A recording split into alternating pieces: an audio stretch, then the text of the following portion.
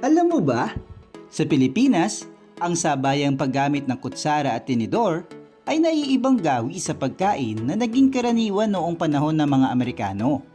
Ginagamit ang kutsara sa pagsubo at ang tinidor bilang pantulak. Mas praktikal ito lalo na sa pagkain ng kanin. Bago ito, karaniwang kumakain gamit ang kamay. Hindi tulad sa kanluran, bihirang gamitin ang kutsilyo sa hapagkainan. Isang di pangkaraniwang trivia ay ang paggamit ng kutsara bilang multipurpose tool. Panghalo sa kape, panukat ng sangkap, o kahit pansalok ng mantika. Sa ilang pamilya may paboritong kutsara pa nga na tila may sentimental na halaga. Sa mga paaralan at tahanan, tinuturo ang wastong paggamit ito bilang bahagi ng asal kainan.